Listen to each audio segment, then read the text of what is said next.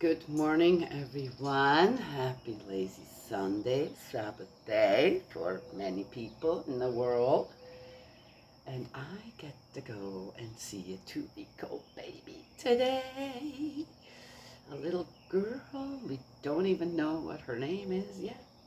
And it was a home birth, and I will get to hear the whole story. Just see the happy big sis now. I'm so excited. New life.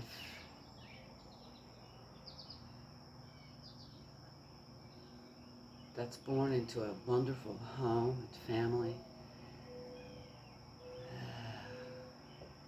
Why can't every baby just have that?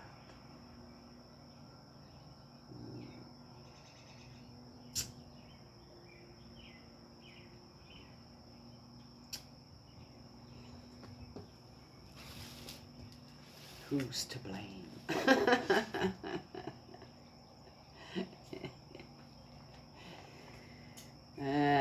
People find so many different things out there to blame for their own circumstances, and I just watched a video about how to make your own kiln, a couple of them, mainly because, again, I'm not going to go and buy a kiln. They're expensive. Then you have to hook them up, this, that. And for what I'm going to do here with the children, yes, and I'm watching, and I'm going, that would require for me to go and buy charcoal, and I'm not going to do that. And with what I'm going to do with the children here, yes, I think I have my own idea now on what I'm going to do, and it won't cost us a dime, yes, except for a little work. Oh,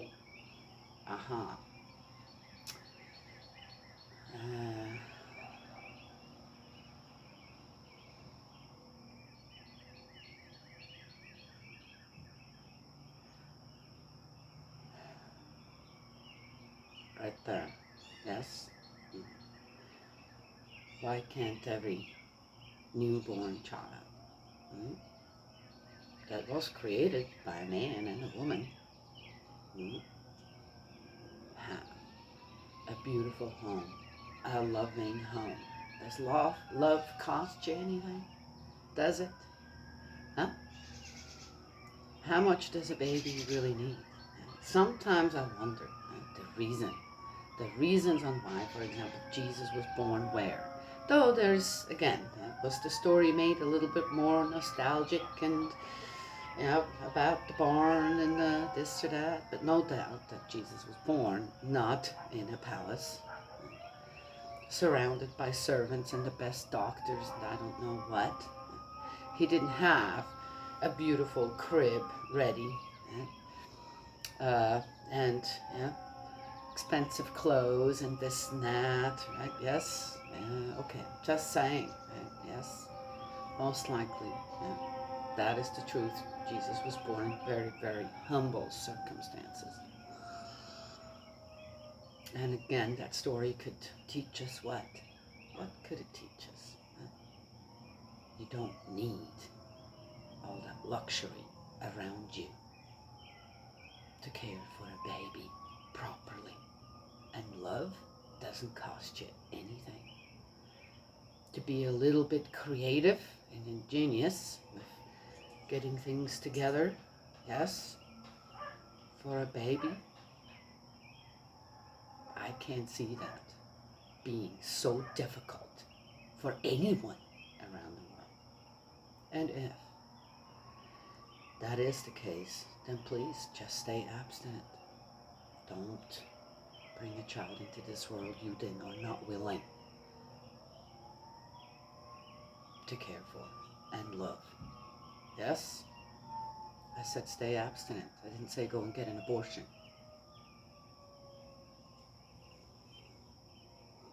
Again, that's not a hard thing to do, I don't think.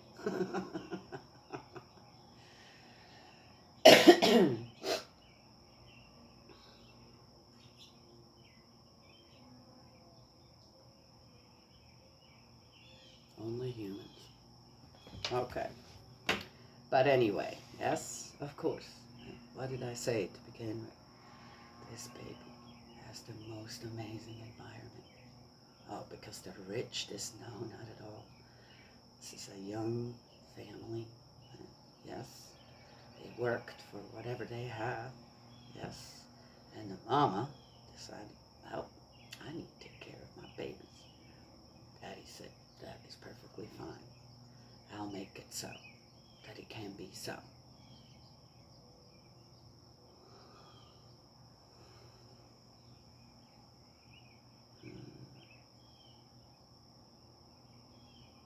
Then, of course, I have to think about all the babies out there that don't have that. Somehow, the prep of the parents just wasn't there. And why? Why is that? Huh? And again, what humans do to their babies, decide to how they care and love or not, or just whatever, their own selfish desires are more important. No animal in this world does that to their young. Not one. Not one. Not one. All right. So, there it is, right? Yeah. So, yeah, but not every baby. Yeah, why is that? Where do you want to put the blame? Truly. Where do you want to put it?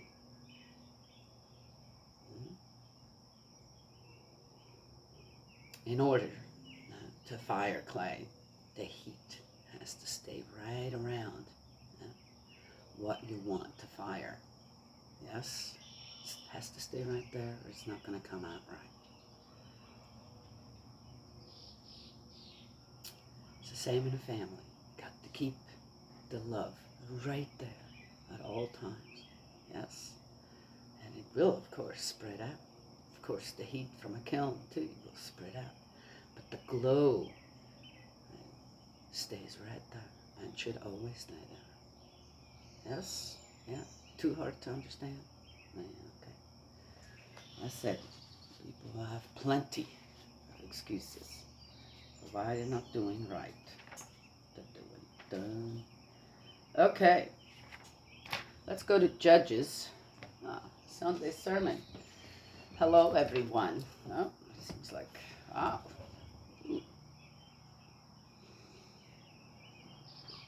Special guest here today. Maybe I'll tell you who it is. Maybe you guys already figured it out. Oh, those are really happy moments for me. Happy moments.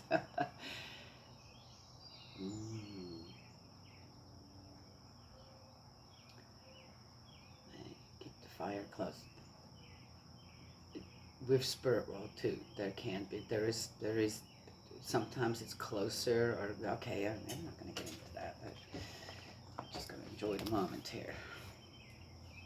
All right, I'll listen. Yeah, let you speak through me if need necessary.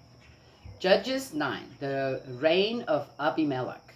Abimelech, son of Jerubbaal, confronted his mother's brothers at Shechem, and to them and to the whole clan of his maternal grandfather's family, he said, please put this question to the leading men of Shechem. Which is better for you, to be ruled by 70 people, all Jerubbaal's sons, or to be ruled by one? Remember, too, that I am your own flesh and bone. His mother's brothers said all this on his behalf to all the leading men of Shechem, and their feelings swayed them to follow Abimelech, since they argued, he is our brother. So they gave him 70 shekels of silver from the temple of Baal Berit, and with this Abimelech paid violent adventurers to follow him. Mercenaries.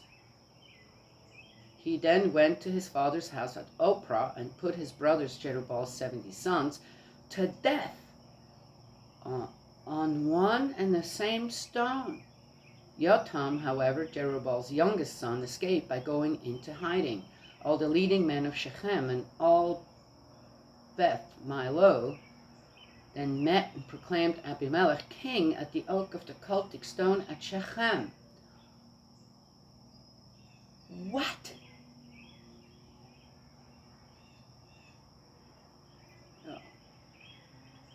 I don't even know what to say right now.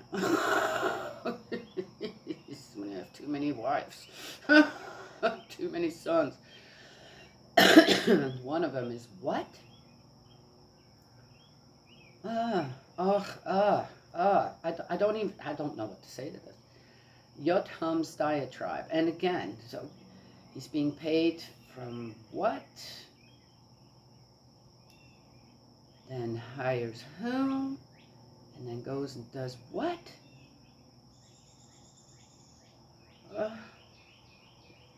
One of them escaped. Yotham's diatribe. That's that one that escaped. News of this was brought to Yotam. He went and stood on the top of Mount Gerizim and shouted at the top of his voice, "Hear me, leaders of Shechem, so that God may also hear you." One day the trees went out to anoint a king to rule them. They said to the olive tree, "Be our king." The olive tree replied, "Must I forgo my oil, which gives honor to gods and men, to stand and sway over the trees?" Then the trees said to the fig tree, "You come and be our king." The fig tree replied, "Must I forgo my sweetness, forgo my excellent fruit, to go and sway over the trees?" Then the trees said to the vine, "You come and be our king." The vine replied, "Must I forgo my wine, which cheers gods and men, to go and sway over the trees?" Then the trees all said to the thorn bush, "You come and be our king." And the thorn bush replied to the trees, "If you are anointing me in good faith to be your king, come and shelter in my shade. But if not, fire will come out of the thorn bush and devour the cedars of Lebanon."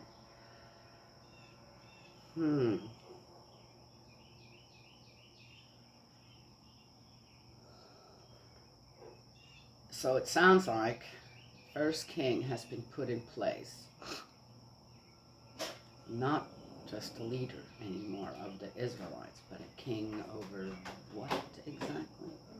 Yeah, good morning. We're just coming out to snoop on this build over here. You what? We're just coming to snoop on this build. Do you see where they have the power thing over there? A little box.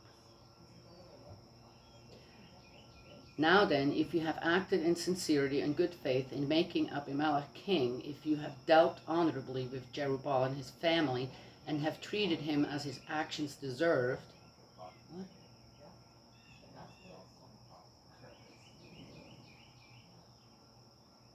My father, having fought for you, risked his life and rescued you from the power of Midian. And you today, having risen up against my father's family, murdered his sons, 70 of them on one and the same stone, and appointed Abimelech, his slave girl's son, to rule the leading men of Shechem, because he is your brother. If, I say, you have acted in sincerity and good faith towards Jerubbaal and his family, then may Abimelech be your joy, and may you be his. If not, may fire come out of Abimelech and devour the leading men of Shechem and Beth Milo. And fire came out of the leading men of Shechem and Beth Milo to devour Abimelech. Yotam then took his heels, he fled and made his way to Beer, and there he stayed, to be out of his brother Abimelech's reach. Man, that seems like this is like a repeat of, right? Who? Jacob and his sons? And Joseph, who escaped? In a way, a little different yet. God Almighty, what is this? See, bloodlust. Bloodlust, once it's ignited, it doesn't stop. What are they doing here now? Killing off their rotting out whole families? Trying to? What, so that there won't be any competition? God doesn't compete with anything. Never has, never will. This is so awful if it's true. Shechem revolts against Abimelech. That didn't take long. Abimelech ruled Israel for 3 years. God then sent the spirit of discord between Abimelech and the leaders of Shechem. I don't think he needed to send anything. That was already there. But again, okay, so God did it. No, he did not. And the leaders of Shechem betrayed Abimelech. And this was so that the crime committed against Jerubaal's 70 sons should be avenged, and their blood recoil on their brother Abimelech, who had murdered them, and on those leaders of Shechem who had helped him to murder his brothers. Why didn't they stop it beforehand? So they weren't for it. Now it sounds like, oh, that was for revenge, because, okay, and not everybody was with him at the time, with Abimelech, right? Yeah, did they do anything at the time? No, they didn't. You know why? I'll tell you why not. Because they weren't sure. They were divided. Well, let's see how now this is going to go. And let it happen. They did. Most likely just watched, stayed out of the way. Well, we're not doing it. Then, obviously, they didn't seem to be too happy with what else was going on. Or, is he going to come for us next? Okay, well, anyway. The leaders of Shechem put men to ambush him on the mountain tops, and these robbed anyone traveling their way. Pirates, road pirates. What do they call them? Abimelech was told of this. Gaal, son of Ebed, with his brothers, happened to pass through Shechem and win the confidence of the leaders of Shechem. How did that happen? These went out into the countryside to harvest their vineyards. They trod the grapes and made merry and went into the temple of their god. They ate and drank there and cursed Abimelech. Wait a minute. Oh, I see. Gaal, son of Obed, said, "Who is Abimelech, and what is Shechem, for us to be his slaves? Should not Jerubaal's son and his lieutenant Zebul be serving the men of Hamor, father of Shechem? Why should we be his slaves? Who will put this people under my commands that I can expel Abimelech? I should say to him, reinforce your army and come out." Zebul, the governor of the town, was told what Gaal, son of Obed, had said, and he was furious. He sent messengers secretly to Abimelech to say, "Look, Gaal, son of Obed, has come to Shechem with his brothers, and they are stirring up the town against you. So move under cover of dark, you and the men you have with you, and take up concealed positions in the countryside. Then in the morning at sunrise, break cover and rush on the town. When Gaal and his supporters came out to meet you, treat them as occasion offers." So Abimelech set off under cover of dark with all his own supporters and took up concealed positions over against Shechem in 4 groups. As Gaal, son of Obed, was coming out and pausing at the entrance of the town gate, Abimelech and his supporters rose from their ambush. Gaal saw these men and said to Zebul, "Look, there are men coming down from the tops of the mountains." Zebul answered, "You mistake the shadow of the mountains for men." But Gaal insisted, "Look, there are men coming down from the navel of the earth, and another group is coming from the direction of the diviner's oak." Zebul then said, "Where are your mouthings now about who is Abimelech for us to be his slaves? Are not these the men you made light of? Sally out then and fight him." Gaal sallied out at the head of the leaders of Shechem and engaged Abimelech. Abimelech drove Gaal off, who turned tail, many of his men falling dead before they could reach the gate. Abimelech then stayed at Arumah, and Zebul expelled Gaal and his brothers and prevented them from living in Shechem. Civil war stuff going on here. All right. Destruction of the town and citadel of Shechem. Next day, when the people went out into the countryside, Abimelech was told of this. He took his men, divided them into 3 groups, and lay in wait in the fields.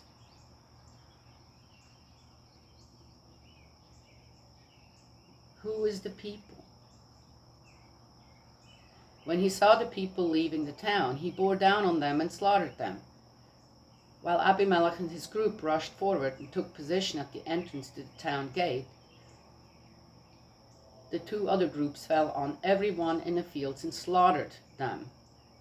All that day Abimelech attacked the town. He stormed it and slaughtered the people inside, razed the town and sowed it with salt.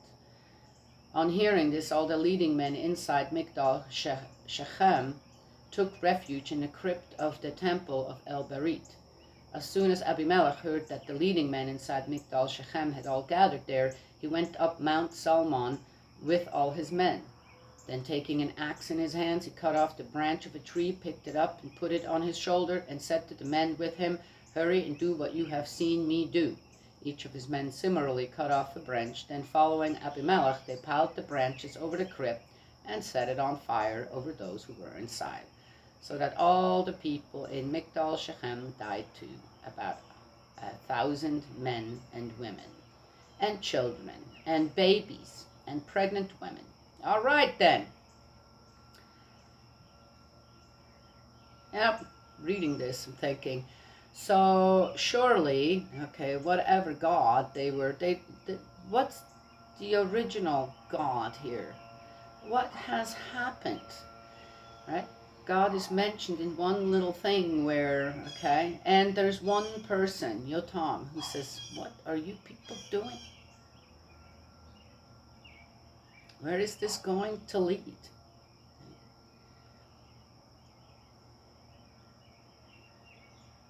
And no doubt, again, I have no doubt that it's going to come up again that it doesn't matter which side it is. It's all God did it. God was with us. Whoever wins, whoever has the victory, God was with us. Right? What did I say? God has nothing to do with this. Absolutely nothing. He's out of the picture. He's completely out of the picture here in this account. Siege of Thebes and death of Abimelech. Abimelech then marched on Thebes, besieged it and captured it. In the middle of the town there was a fortified tower in which all the men and women and all the leading men of the town took refuge. They locked the door behind them and climbed up to the roof of the tower. Abimelech reached the tower and attacked it. As he was approaching the door, the tower, to set it on fire, a woman threw down a millstone on his head and cracked his skull. He instantly called his young armor-bearer and said, "Draw your sword and kill me, so that it will not be said of me that a woman killed me." Killed him.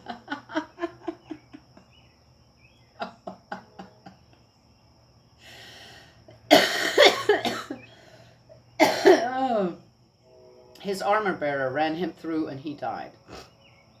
And the men of Israel saw that Abimelech was dead. They dispersed to their homes. We still find that, sorry Abimelech, wherever you are at, okay. Thus God made to recoil on Abimelech, didn't I tell you? The evil he had done his father by murdering his 70 brothers, and all the evil that the men of Shechem had done God made recoil on their heads too. And so the curse of Jotam, son of Jerubbaal, came true for them. I told you. No. All right, it's the end of 9. Horrific. Whew. All right, yes, here it comes. So we read this. There's a lot more to go in the Old Testament. Again, when one sees on how huge the Old Testament is, right? How many books there are in the Bible of the Old Testament. Then comes the New Testament.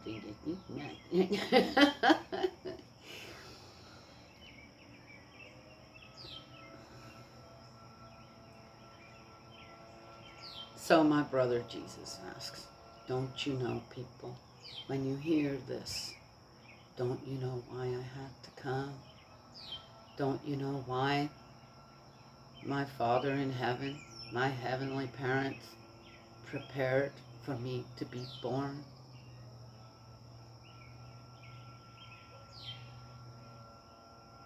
Can you not think why?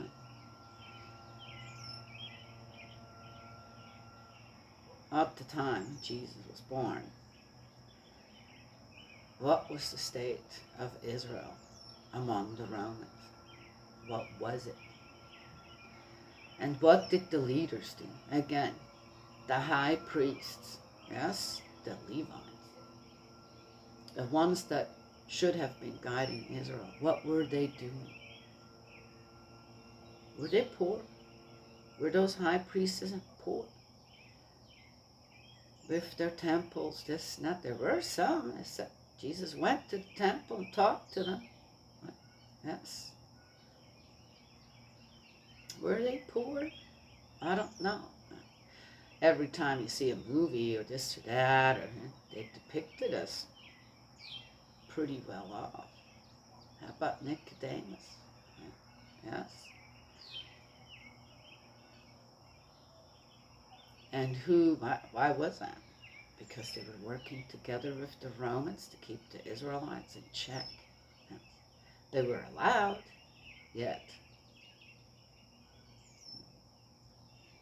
there were taxmen already at Jesus' time.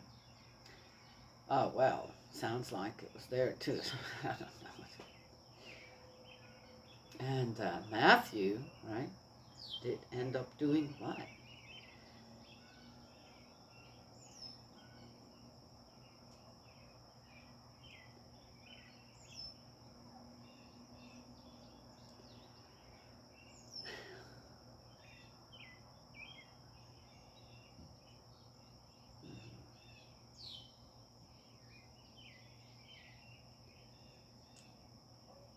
What a bloody mess.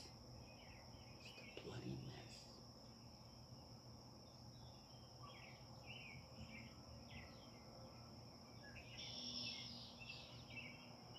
Well, there you go, right? Yes. So that's what he's asking. Yes. Our brother Jesus asking. Look around the world. Do I have to come again? So many people waiting for the Messiah again. To do what? Come and slaughter whoever doesn't believe? Come and slaughter everyone that doesn't? Okay, just ask. How many of us would actually be left? Huh?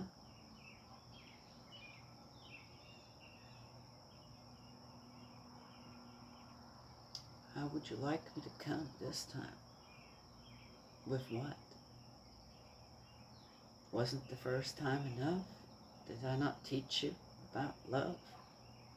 Did I not teach you so many different lessons? Was my life not enough? Testament to God's love?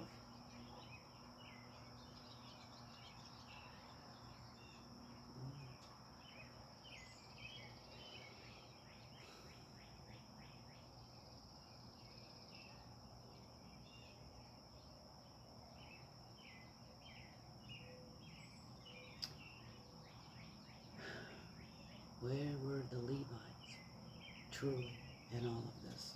What happened? Not following God's guidance. No.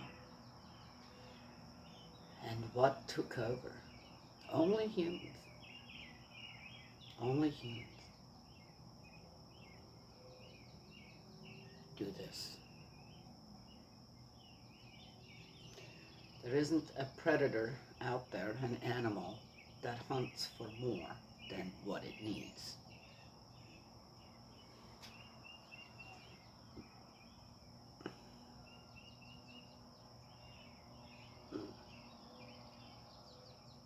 Humans hunt relentlessly.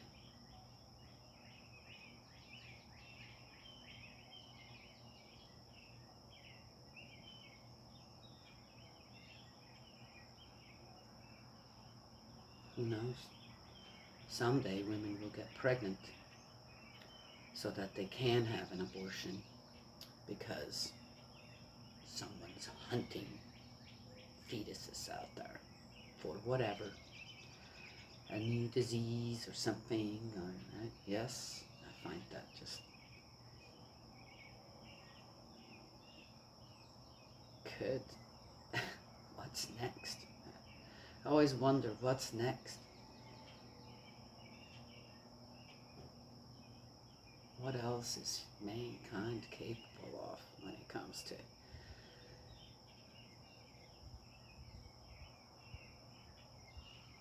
just disrespect life. Hmm? Two sides. Hmm.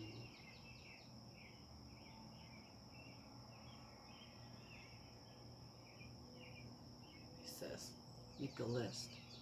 How would you like me to come? Who would you like me to slay? And who would you like me to love? That's a bit sarcastic there, my dear. He wants to know if you proclaim me out there, you love me out there.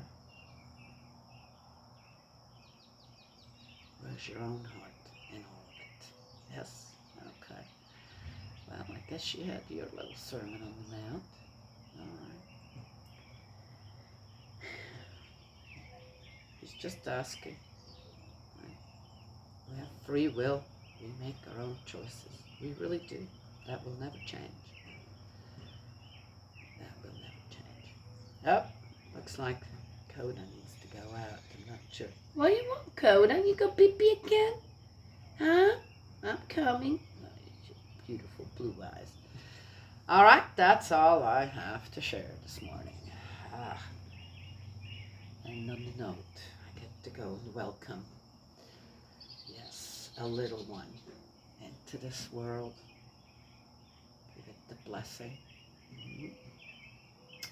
Yes, I can do that. Absolutely. Be a blessing out there, not a curse for people. Oh, okay. And be honest about, are you truly a blessing? Or are you leaning more towards a curse? Huh? Yes? Okay. God's love and blessings always. May He protect you, and I will talk to you another time.